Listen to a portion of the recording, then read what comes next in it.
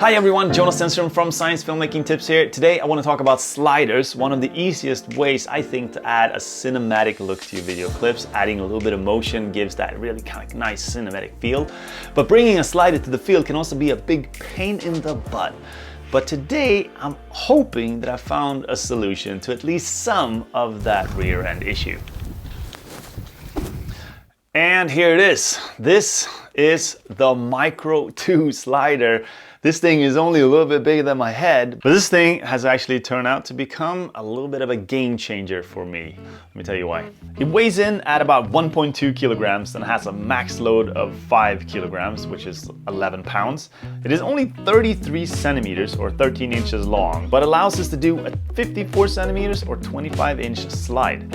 And trust me, I know that if you are a one-man crew and wanting to travel light, the slider is usually the first thing to get thrown out of the bag to cut weight and space. All right, so here are two of the sliders that I've used in the past. I'm not gonna mention any names because I don't like to throw any dirt. Both of these ones have been really useful for me at times.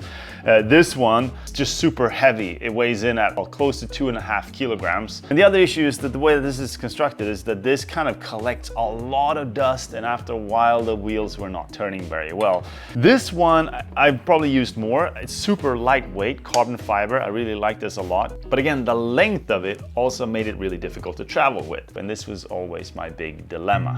So many times have I brought a slider on a trip and not used it, or at least struggled to use it because it was too difficult to carry and then move between locations once I had it set up. If you're shooting in locations with limited space around you, it tends to get difficult to move around and position the slider. This here is from a shoot Rob and I did just recently, where we tried to set up our slider in a research facility, and it was a bit hard to move around and try to prevent it getting knocked over. With the Micro 2 slider, I can actually fit the slider in my normal camera bag that I bring on the flight. And as far as I know, and so far, I can't see any reasons why any airline would have any issues with it as a carry-on. And the other option is, of course, to just throw it in the check-in luggage, and it doesn't take up too much space. And all of a sudden, I don't even have to think twice about bringing the slider when I head out, no matter what I do. Like these occasions, for example. Right now I'm walking my son, he's asleep in the stroller behind me, and I still have the full kit with me to get some cinematic B-roll shots for a video that I'm working on. This thing I can literally put in the side compartment of the stroller, which is ridiculous. So here are a few things that I really like about it. First, it has an extra stand that allows me to rest it on the ground and just pull these little legs out, but it's also really easy to detach if you don't plan to use it. With this stand on, I can pop the slider with camera and everything off the tripod with this quick release, and then put it back on again when I want to use the tripod. These two buttons on the side here lock the slider in place when you don't want to use it, so you don't have to screw anything, which I had to do with my old sliders. The setup I have right now is not my ideal setup. The lens that I actually want to have on the camera is the lens that we're shooting with right now. It's a wide-angle lens. For this, it would actually make a lot more sense, but I just wanted to show you what it looks like. And this tripod head is the only one I have at the moment. I think ideally you would want to have a slightly smaller tripod head on the slider, but it works, but it was the only one I had right now, so I had to use it. This is what I think is one of the coolest things. It's super quiet, and it's so smooth. Look at this, like it doesn't make any sound at all, and it just moves really slowly. And if I just angle it like this, I have it at a slight angle, it actually moves itself with gravity.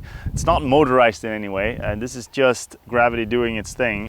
The belt here moves the unit, and as it moves, these kind of brushes here on the sides, or sponges on both sides, clean the sliding parts from dust and all kinds of stuff. So that will keep the slider clean, at least to a certain level. Am I worried that this slider is going to collect dust and stuff when I'm out in the field shooting, when there's sand and stuff flying in the air? Yes, I am, absolutely. So I will try at least to treat this one a little bit more cautiously than I have with my oldest sliders. But so far, I haven't had any issues, and these little sponges or brushes here are doing a really good job so far. One argument that many might have is that there may not be a need for a slider anymore because of the explosion of cheaper motorized gimbals, but I definitely disagree. Gimbals have limitations that an easy-to-use slider can definitely do better. And for short control distances, sliders are more reliable and sturdy, fast to set up, and don't rely on batteries. So I know small sliders like this are not new, there are other models as well, but I am really impressed by this unit. And the price 200 bucks just about on Amazon, I think is really good for what you get here. Also, if you are a small film crew or a travel filmmaker, which I know a lot of people in this community are, then I think this is a really sweet option for you. If you like tips and tricks on photography and filmmaking like this, or gear reviews like this one, then go ahead and hit the subscribe button and the little bell here to get a notification when the next video comes out. Thanks everyone for watching, and see you in the next video.